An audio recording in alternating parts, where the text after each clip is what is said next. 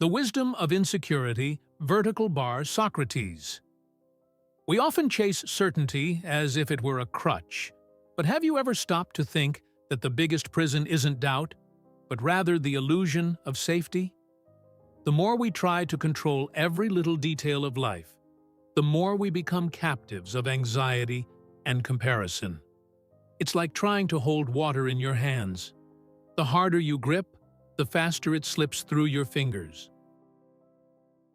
Socrates once said, "I know that I know nothing," and perhaps this forgotten key can free our souls from the weight of fear. The paradox is simple and unsettling.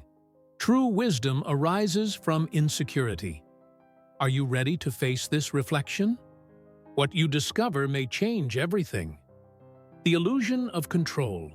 Life is like trying to hold on to the wind. No matter how much we stretch out our hands, it always slips away. This metaphor reveals one of the most common fallacies of the modern mind: the belief that we have absolute control over what happens. Many seek security in packed schedules, rigid career plans, or the relentless pursuit of likes on social media. But in reality, we're just building sandcastles in front of the ocean of uncertainty. We see this in our daily lives when we plan every detail of the future, only to be caught off guard by unexpected events, an economic crisis, a sudden layoff, or unexpected health news. Absolute control is nothing but a mirage. Modern psychology suggests that anxiety stems from this frustrating attempt to dominate the uncertain. And there has never been more anxiety than in the digital age. Socrates reminded us, the only true wisdom is in knowing you know nothing. 13. This phrase prompts reflection. Isn't it by accepting that we don't know and that we can't control that we can live with greater serenity? Self-knowledge begins with the courage to shed illusions. Philosophy, in this sense, doesn't offer magic formulas, but opens the door to deep questioning. We ignore our limitations, suffer the consequences of frustration, and only then can we find the philosophical solution: to embrace uncertainty as an essential part of life. The virtue lies not in eliminating the unpredictable, but in nurturing a spirit that can dance with it. And here comes the first challenge. If everything changes, wouldn't flexibility be the true strength? Have you ever felt that sensation of losing your footing only to discover that, paradoxically, freedom was there all along? Share your thoughts in the comments. The slavery of certainty. Imagine a gilded cage, beautiful on the outside, but keeping the bird trapped inside.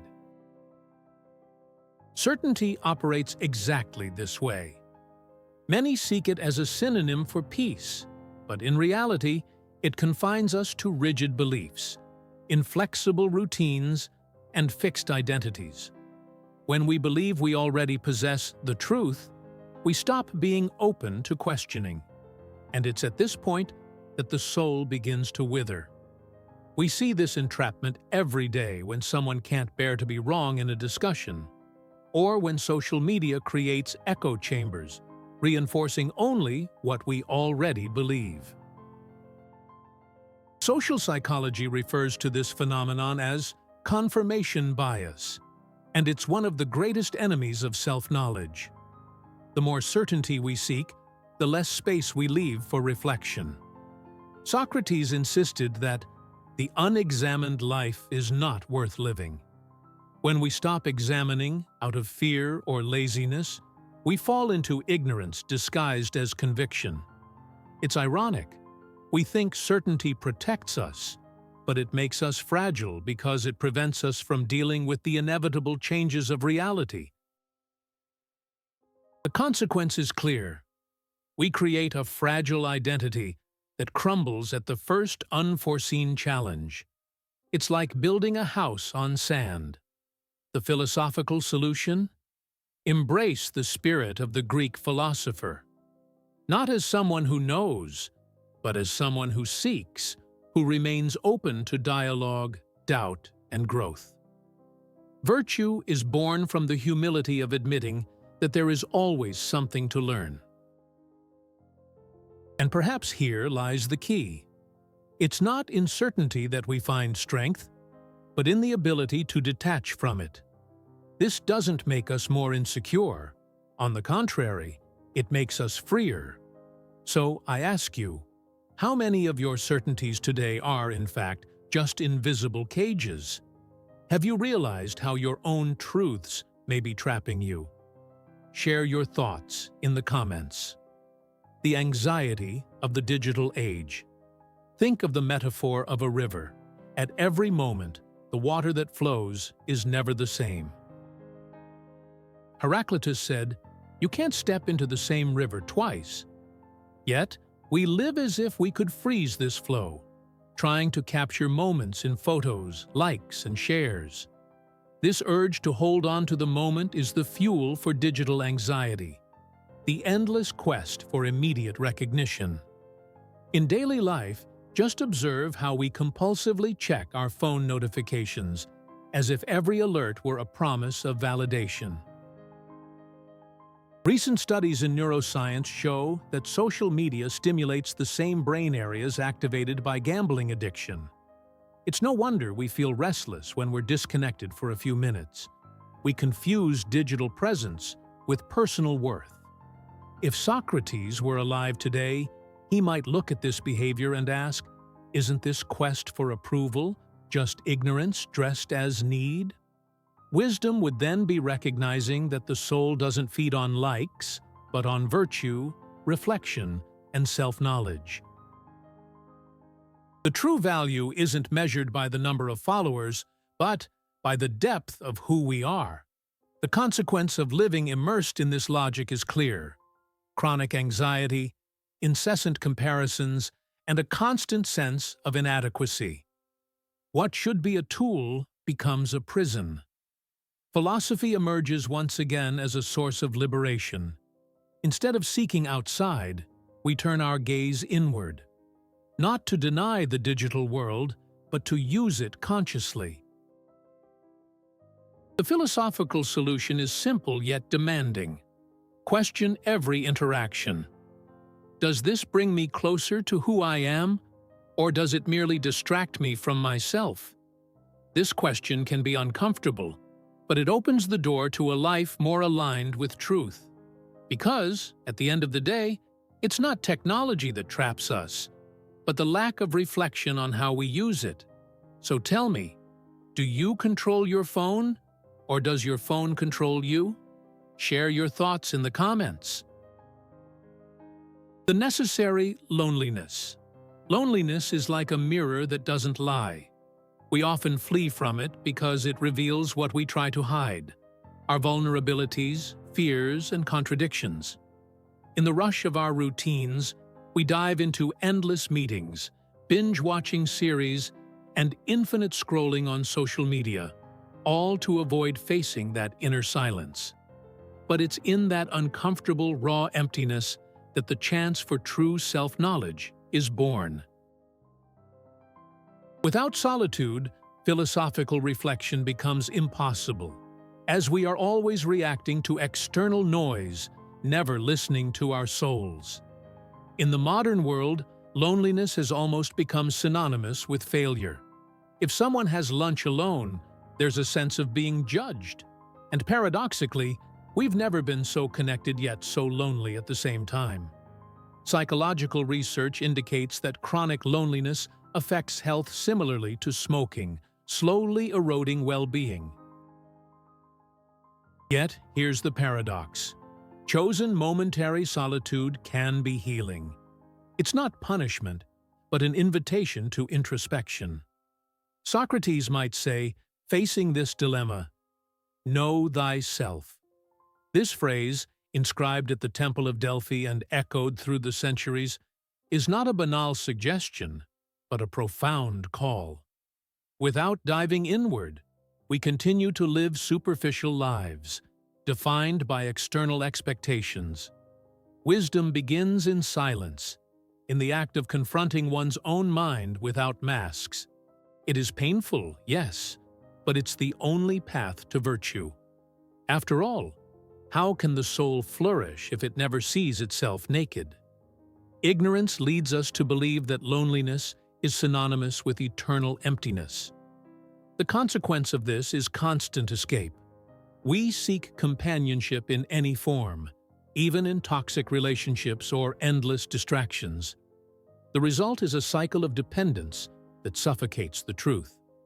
The philosophical solution is not to reject loneliness, but to embrace it as a teacher. Plato reminded us that the man who does not know himself lives as a stranger in his own house. Here's the point. Without solitude, we are exiled from ourselves. This perspective may seem harsh, but it is also liberating. It is in the absence of applause that we discover whether what we do has meaning for us or just for others.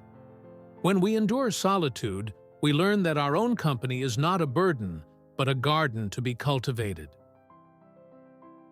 Silence then becomes fertile, and each reflection matures like fruit that doesn't depend on the gaze of others. In this sense, solitude does not kill, but is reborn as wisdom. Therefore, virtue is born when we transform solitude into reflection, emptiness into self-knowledge, silence into wisdom. It's not about isolating ourselves from the world, but about reclaiming the inner space that modern noise has stolen. Philosophy invites us to see solitude as a friend, not an enemy. And here's a question for you. Are you afraid of solitude because you fear the silence, or because you fear encountering yourself within it? Have you ever experienced this transformative kind of solitude? Share your thoughts in the comments.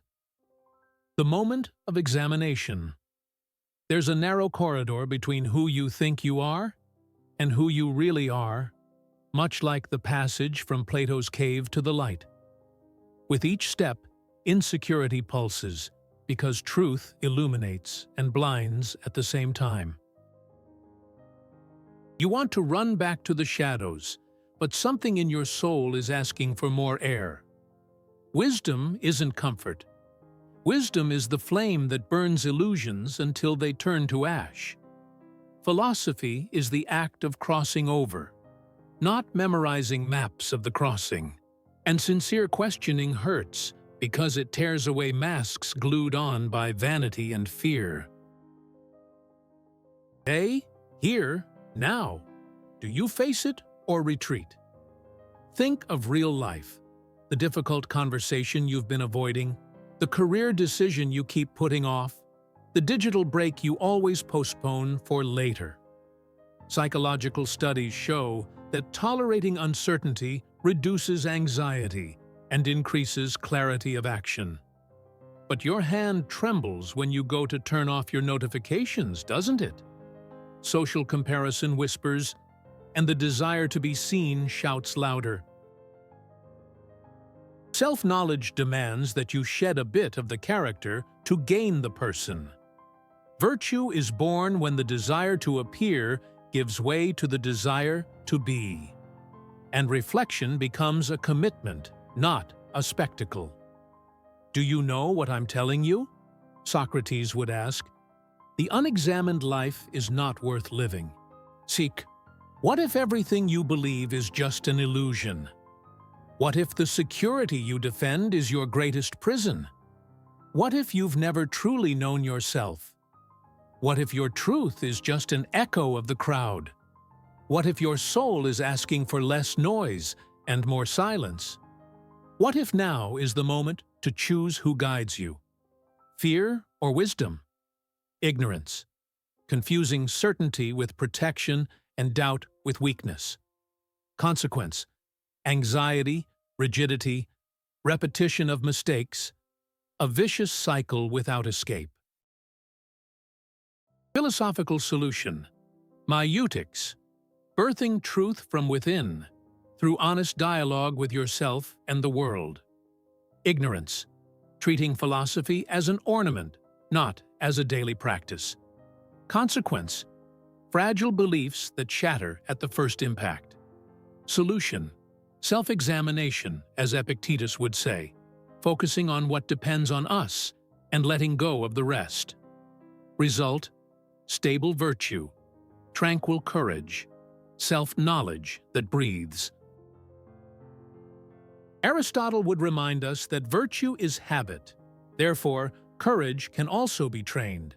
It's trained in the small, saying no when the schedule demands too many yeses.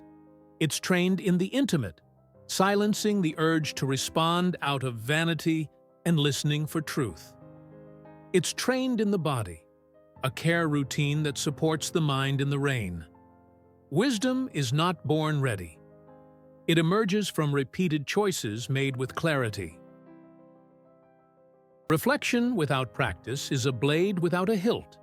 It cuts whoever holds it. Practice without reflection is a hilt without a blade. It stirs, but doesn't transform. Seneca would say, "It's not that we have little time, it's that we waste much." We lose when we try to prove value where it would suffice to live with value. We lose when we trade presence for performance. We lose when we flee from the mirror that could set us free. And we gain when we accept insecurity as a bridge to truth. Because it's through the crack that light enters, and from doubt that wisdom is born. Will you accept to cross over now?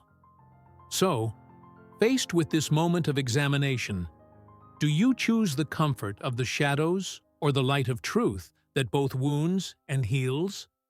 Share your thoughts in the comments. The practice of wise insecurity. The empty cup is the image that guides us. The vessel that doesn't fill itself can receive new water.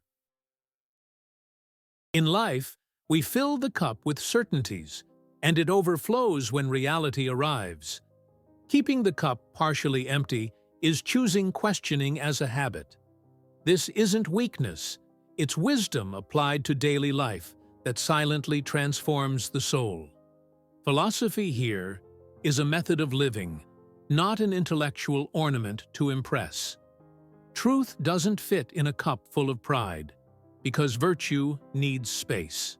Self-knowledge is the act of emptying without losing oneself, and of welcoming without dissolving. In daily life, this shows up in how you start your morning. You wake up and, before touching your phone, you breathe and observe what you feel. You swap endless scrolling for a minute of deliberate reflection. You jot down a Socratic question.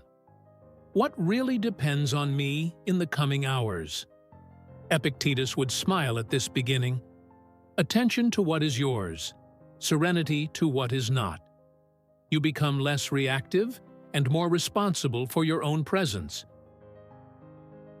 This small discipline changes the quality of your decisions throughout the day. I know that I know nothing becomes a practical compass, not a catchy phrase for a t-shirt. By admitting ignorance, you avoid promising what you can't control and suffer less. The consequence of everyday omnipotence is the anxiety of the impossible. When the goal is to appear infallible, the soul tires of maintaining masks. The philosophical solution is to align intention and limit, so that truth can breathe. Aristotle would say, virtue is habit. Thus, humility can also be trained.